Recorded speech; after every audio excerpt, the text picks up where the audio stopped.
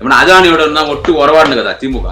நீங்க யாரையே சந்திக்கிறீங்க, எவ்வளவு திருமுழு பண்றீங்க, எவ்வளவு பிராட் வேலை பண்றீங்க, எவ்வளவு 428 பட்டி வேலை பாக்குறீங்க, அது யாருன்னா கேக்குறாங்களா?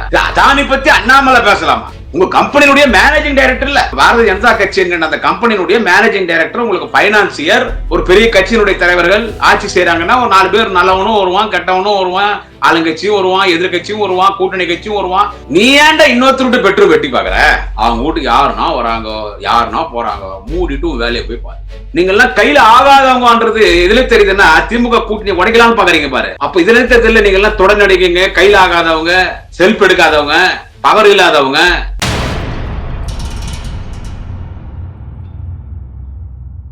மை சென்னை 360 யூடியூப் சேனல் நேயர்களுக்கு குடியாத்தம் குமரனின் பணிவான வணக்கத்தை தெரிவித்துக் கொள்கிறேன்.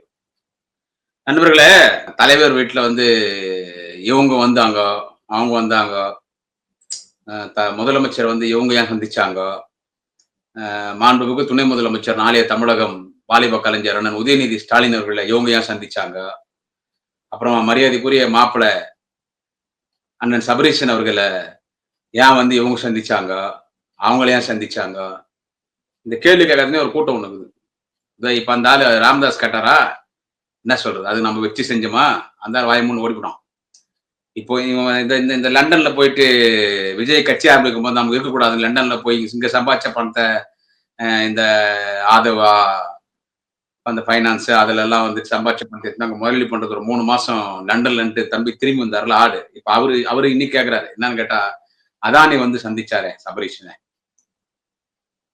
மரியாதைக்குரிய மாப்பிள்ளை சொல்றார், சபரீஷன் அதானி சந்திச்சாரு, அதானி என்னத்துக்கு முதலமைச்சர் வீட்டுக்கு போனாரு, அதானி ஏன் அங்க போனாரு? நான் ஒண்ணு கேக்கட்டா, இதுவும் சொல்றேன், திமுக கருத்துல சொந்த கருத்து. அவர் முதலமைச்சர் வீட்லயும் அண்ணன் உதயநிதி நாளைய தமிழக மாண்புமிகு அண்ணன் உதயநிதி ஸ்டாலின் அவர்களையோ இல்ல மாப்பிள்ள சபரீஷன் அவர்களையோ யாருன்னா சந்திக்கிறாங்க, உங்களுக்கு எங்கடா வலிக்குது? என்னத்துக்கு அதானி வந்தாரு, என்னத்துக்கு அதானி வந்தாரு, நீ அண்ணாமலை நீ கேட்கலாமா? ஏன்னா அதானி ஓனரு, அதானி கம்பெனில மேனேஜர் மரியாதைக்குரிய பிரதமர் ஐயா மோடி அவர்கள். அந்த கம்பெனில நீ ஒரு லேபர். அதானி கம்பெனில அதானி கம்பெனியோட மேனேஜர் மரியாதைக்குரிய பிரதமர் ஐயா மோடி அவர்கள். அதே கம்பெனில லேபர் நீ யாரு? அண்ணாமலை. உனக்கு தெரியாதா? ஓபனா பேசல, உனக்கு தெரியாதா? அதானியோட தான் ஒட்டு உறவாடுன்னு கதா திமுக.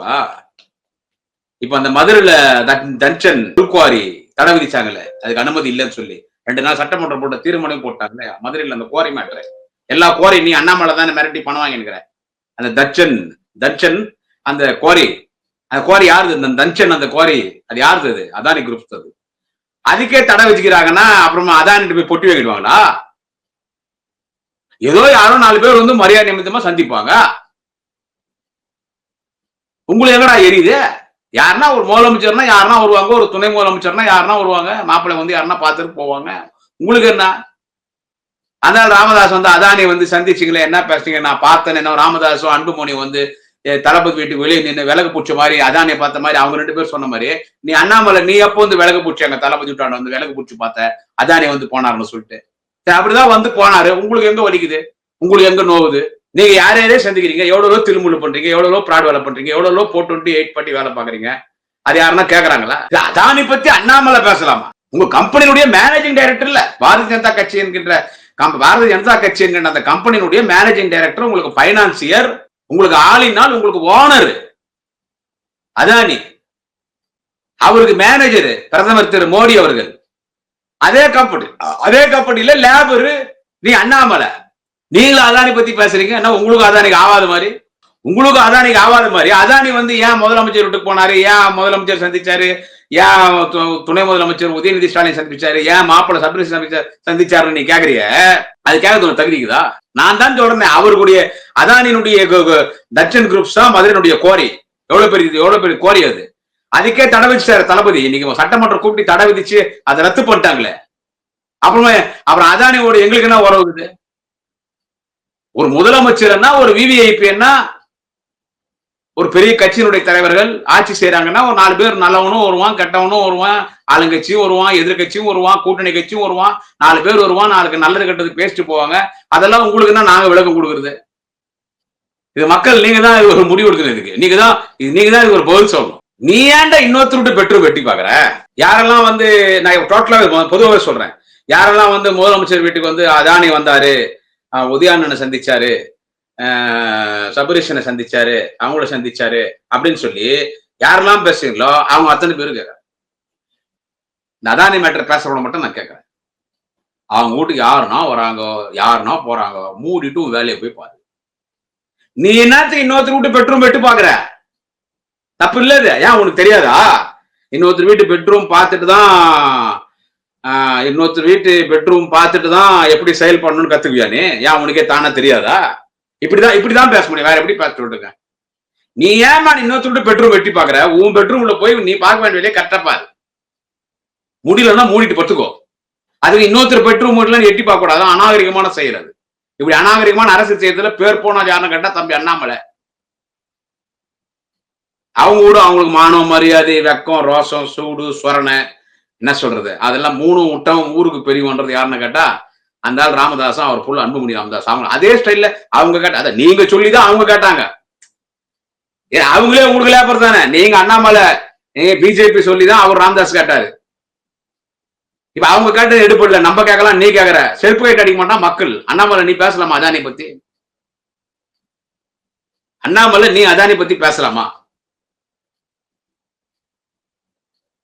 அது அண்ணாமலைக்கு நான் சொல்லிடுறேன், இந்த கூட்டணியில ஒண்ணும் செய்ய முடியாது. நான் இந்த கூட்டணிய ஒண்ணும் செய்ய முடியாது. ஸ்ட்ராங்கா இருக்கு இந்த கூட்டணி. எங்களுக்கு அதானியும் வேணாம், ஜெயிக்கிறதுக்கு சொல்றேன், நட்பு ரீதி எல்லாரும் வேணும். ஜெயிக்கிறதுக்கு எங்களுக்கு அதானி ஆதரவு வேணாம், அம்பானி ஆதரவு வேணாம், என்ன சொல்றது, தட்டுவானி ஆதரவு வேணாம், யார் ஆதரவு வேணாம், மக்கள் ஆதரவு ஒண்ணு தான் போறோம். மக்களின் ஆதரவு, மக்களின் முதல்வர் தலைவர் தளபதி, மக்களின் இளம் தலைவர் நாளைய தமிழக மாண்புமிகு அண்ணன் உதயநிதி ஸ்டாலின். மக்கள் தான் 2026 மீண்டும் திமுகவை ஆட்சி அரணையிலே ஏற்ற போகிறார்கள். தலைவர் தளபதி அவர்களை மீண்டும் 2வது முறை முதலமைச்சராக்க போகிறார்கள். 200 சொல்றாங்க. 200 பிளஸ் ஆகுமே தவிர மைனஸ் ஆவா தம்பி அண்ணாமலை? 200 பிளஸ் வருமே தவிர மைனஸ் வராது. உன் கூட்டணி எல்லாம் செல்லுபடி ஆகாத அண்ணாமலை. திடீர் தம்பி அண்ணாமலை சொல்றேன், என்ன சொல்றது, உன் கூட்டணி எல்லாம் வேலைக்கு ஆகாது. உனக்கு யார் கூட்டணி? நீ யார் கூட சேர்ந்துக்கிற? பாமக சேர்ந்துக்கிற, அப்பவே நீ காலி. ஏன்னா ஆம நுழைஞ்ச வீடும் அமீனா நுழைஞ்ச வீடும் உருப்படாது. அந்த மாதிரி பாமக எந்த கூட்டணி போதும் அந்த கூட்டணி காலி. அதிமுக கூட்டணி காலி பண்ணாங்க. அடுத்த எம்பி எலெக்ஷன்ல என்ன உன் நிலைமை என்னாச்சு? நீயே டெபாசிட் வாங்கலையே, நீ அவங்க பாமக கூட்டணி சேர்ந்தனால. எனவே திமுக கூட்டணியை உடைக்கலான்னு பாக்குற, நீயும் ட்ரை பண்ற, உனக்கு மேலெடுத்த உத்தரவு. அதனாலதான் விஜய்க்கு 2000 கோடி ரூபாய் பணம் கொடுத்து கட்சி ஆரம்பிக்க வச்சுங்க. 100 கோடி ரூபாய் கொடுத்து மாநாடு நடத்த சொன்னீங்க. அந்த ஜூனியர் உடன் பத்திரிகையில அந்த நடிகர் விஜயகாந்த் அவன் அந்த ஆதவ அர்ஜுனா பேசுறது, இதெல்லாம் உங்க பிஜேபி, உங்க RSS உடைய சித்து விளையாட்டுன்றது எங்களுக்கு தெரியும். உங்களுடைய கேப் மாதிரி முள்ள மாதிரி முற்றோக்கி வேலை எல்லாம் எங்களுக்கு தெரியும். இதெல்லாம் திமுக சந்திக்கும். இது எல்லாமே வந்து திமுக சந்திக்கும். தளபதி சாதாரணமான தலைவர் கிடையாது. அவர் ஒரு master politic master of universe. அவர் பாலிடிக்ஸ்ல தலைவர் தளபதி, பாலிடிக்ஸ்ல மாஸ்டர் ஆஃப் யூனிவர்ஸ். அமைதியா இருப்பாரு, தட்டி தூக்கிட்டு போயிட்டே இருப்பாரு. கடுகு சிரித்தாலும் காரம் பெருசுன்னுவாங்க. அவர்தான் உதயநிதி ஸ்டாலின். அவர்தான் உங்க சோலி முடிச்சாரு பார்லிமெண்ட் எலெக்ஷன்ல. ஒரு செங்கல்ல திரு எடப்பாடி பழனிசாமி ஆட்சிக்கு சமாதி கட்டினாரு. இந்த சட்டமன்ற தேர்தலில் அவர் ஒருத்தரே போறோம், அவரே போறோம், நான் உதயநிதி ஸ்டாலினே போறோம் உங்க சோழி எல்லாம் முடிக்கிறதுக்கு. நீங்க எல்லாம் கையில ஆகாதவங்கன்றது எதுல தெரியுதுன்னா திமுக கூட்டணி உடைக்கலாம்னு பாக்குறீங்க பாரு. அப்ப இதுல தெரியல, நீங்க எல்லாம் தொடர்ந்து அடிக்கீங்க. கையில ஆகாதவங்க, செல்ஃப் எடுக்காதவங்க, பவர் இல்லாதவங்க, செயல்பட முடியல. அதனாலதான் இன்னொருத்தவங்க பெட்ரூம் வெட்டி பாக்குறேன். அவன் வீட்டுக்கார அதானி வந்தாங்களா, அம்பானி வந்தாங்களா, தட்டுவானி வந்தாங்களா, யாரு வந்தாங்க போனாங்கன்னு சொல்லிட்டு. ஏன்னா உன்னால முடியல. உன் கட்சி கொள்கை சொல்லி உன்னை சொல்லி ஓட்டு கேட்டு மக்களிடம் ஆட்சி பொறுப்புக்கு ஜெயிக்க முடியல. அதுக்கு என்ன பண்ணும், ரொம்ப ஸ்ட்ராங்கா வருது திமுக. அந்த கூட்டணி அது உடைச்சிடலாம். அதுல குறிப்பா எழுச்சி தமிழ்ல தொழில் திருமாவளவன் அவர் எப்படியா டிஸ்டர்ப் பண்ணலாம். நீ எவ்வளவு முயற்சி பண்ணி பாக்குற. வர வர வர வர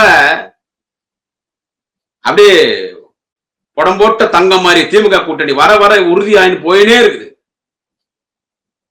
உறுதியான வர வர உறுதியாயிட்டு போயிட்டே இருக்கு திமுக கூட்டணி. இன்னும் 4 கட்சி சேரும். அதனால நான் அண்ணாமலைக்கு சொல்றேன், இந்த அதானி மேட்டர்லாம் பேசக்கூடாது. நீ சொல்லி ராமதாஸ் கட்சி எடுப்பல, அப்புறம் நீ என்ன பேசுற? நான் திடீர்னு சொல்றேன், யாருன்னா சந்திப்பாங்க. என்ன சொல்றது? யாருன்னா வருவாங்க. பிரதமர் கூட வந்தாலும் வருவார் தளபதி வீட்டுக்கு. பிரதமர் மோடி அவர்கள் அவரே தளபதி வீட்டுக்கு வந்தாலும் வருவார். நம்ம போய் தளபதி வீட்டுல போய் ஒரு அவருக்கு இட்லி வடை சாம்பார் எல்லாம் பிடிக்குமா? மரியாதைக்குரிய பிரதமர் ஐயா நரேந்திர மோடி அவர்களுக்கு. எங்க அண்ணி நல்லா சமைப்பாங்க. தளபதி வீட்டுல போயிட்டு இட்லி வடை சாம்பார் சாப்பிடுறேன், நான் ஒரு நாள் அவங்க வீட்டுக்கு வரணும், தளபதி வேணான்னு சொல்லுவாரு. வேணான்னு சொல்லுவாரு. அவர் கூட வந்தாலும் வரலாம், யாரு வேணாலும் வரலாம். அவர் ஒரு பெரிய தலைவர். All are equal to God.